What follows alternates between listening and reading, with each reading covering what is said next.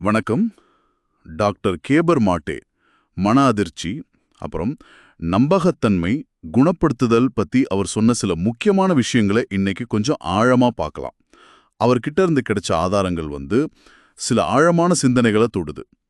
முக்கியமா நம்ம கேட்க வேண்டிய கேள்வி இதுதான். நம்ம சின்ன வயசு அனுபவங்கள்லாம் நம்மளை எப்படி உருவாக்குது, அப்புறம் தொலைஞ்சு போன மாதிரி உணரும்போது நம்ம உண்மையான சுயத்தோட திரும்ப எப்படி இணையறது?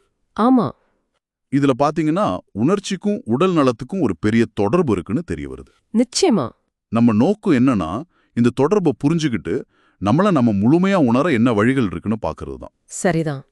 நிறைய பேர் ஏன் தங்களோட ஒரு தொடர்பு இல்லாம கொஞ்சம் துண்டிக்கப்பட்ட மாதிரி உணர்றாங்க. அப்புறம் நாம இருக்கணுங்கிற அந்த உணர்வுக்கும் மத்தவங்க நம்மளை ஏத்துக்கணுங்கிற தேவைக்கும் நடுவுல ஒரு போராட்டம் இருக்கு இல்லையா? ஆமா, அது நம்ம வாழ்க்கையை எப்படி பாதிக்குதுன்னு பாப்போம். சில சமயம் நம்ம எதிர்பார்க்காத வழிகள்ல கூட அது பாதிக்கும். சரி. அந்த போராட்டத்தை பத்தி கொஞ்சம் விரிவா பேசலாமா? டாக்டர் மட்டும் சொல்ற ஒரு விஷயம் எனக்கு ரொம்ப மனசுல நின்னது. சாகர தருவாயில இருக்கிறவங்க அதிகமா வருத்தப்படுறது அவங்க செய்யாத விஷயத்த பத்தி இல்லையா, அவங்களா வாழலங்கிறத பத்தி தானா? அடேங்கப்பா, ஆழமான விஷயம். இதுதான் அவர் சொல்ற அந்த நம்பகத்தன்மை எதிர் இணைப்பு, அதாவது ஆத்தென்டிசிட்டி வெர்சஸ் அட்டாச்மெண்ட். நம்ம உண்மையா இருக்கணுங்கிற தேவைக்கும் மத்தவங்களோட ஒரு பிணைப்புல இருக்கணுங்கிற தேவைக்கும் நடுவுல வர்ற சண்டை இது. கரெக்ட். இங்க சுவாரஸ்யமான விஷயம் என்னன்னா, இது பெரும்பாலும் சின்ன வயசுலயே ஆரம்பிக்குது. ஓ, அப்படியா?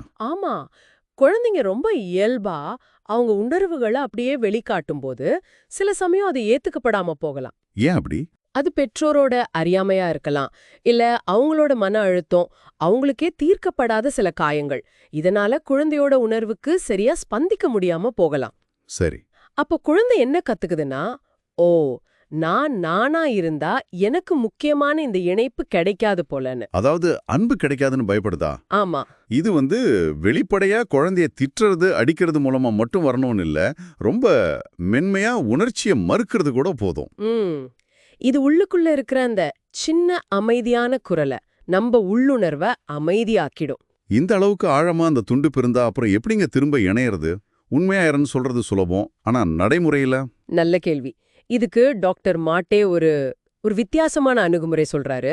நீங்க எப்போ உண்மையா இருக்கீங்கன்னு கவனிக்கிறத விட நீங்க எப்போ உண்மையா இல்லாம இருக்கீங்கன்னு கவனிங்கிறாரு. ஓ, புரியலையே. உதாரணத்துக்கு, உங்களுக்கு ஒண்ணு வேண்டாம்னு தோணுது, ஆனா நீங்க சரின்னு சொல்றீங்க. ஏன் அப்படி சொல்றீங்கன்னு உங்களை நீங்களே கேளுங்க. சரி.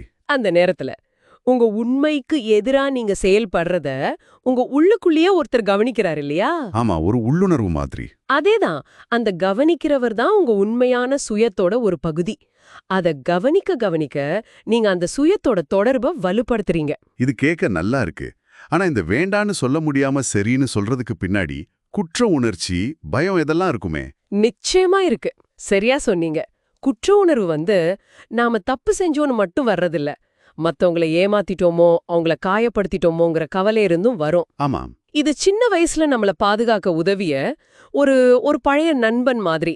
ஆனா இப்ப அது நம்மளோட உண்மையான தேவைக்கு எதிரா வேலை செய்யுது. சரி. பயம். பயமும் அதே மாதிரிதான்.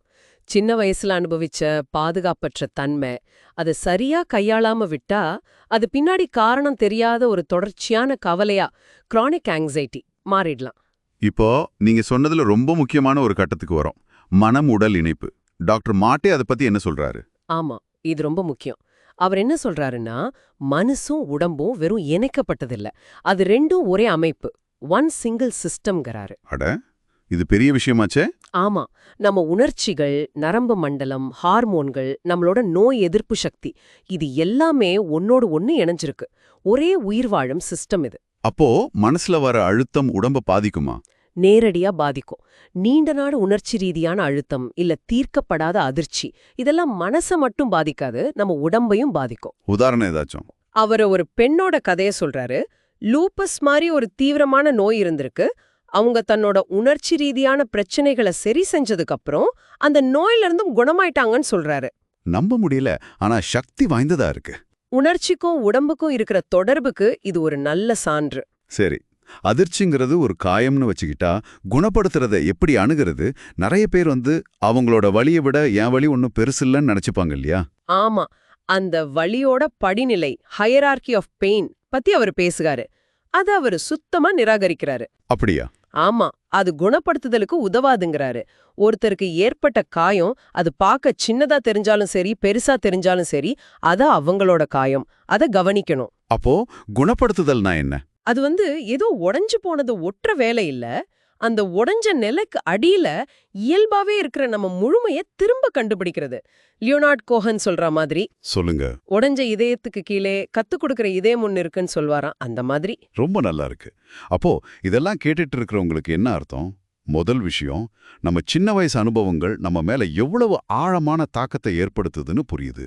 ம். ரெண்டாவது, நம்மளோட உண்மையான தன்மையை கண்டுபிடிக்கிறதுங்கிறது ஒரு நாள்ல முடியிற விஷயம் இல்ல. அது ஒரு வாழ்நாள் பயணம். ஆமா. மத்தவங்கள சந்தோஷப்படுத்தணும் நீங்க ரொம்ப மெனக்கிடுறீங்களா? காரணம் இல்லாம கவலையா இருக்கா? இல்ல உடம்புல சில அறிகுறிகள் தெரியுது ஆனா காரணம் புரியலையா? இதெல்லாம் உங்களை நீங்களே கொஞ்சம் ஆழமா பார்க்க சொல்ற சிக்னல்களா இருக்கலாம். இறுதியா ஒரு சிந்தனை உங்களுக்காக. டாக்டர் மாட்டே அடிக்கடி லியோனார்ட் கோஹனோட இந்த வரிய சொல்வாரு. எல்லாத்துலயும் ஒரு விரிசல் இருக்கு, அப்படிதான் ஒளி உள்ள நுழையுது. அழகான வரி.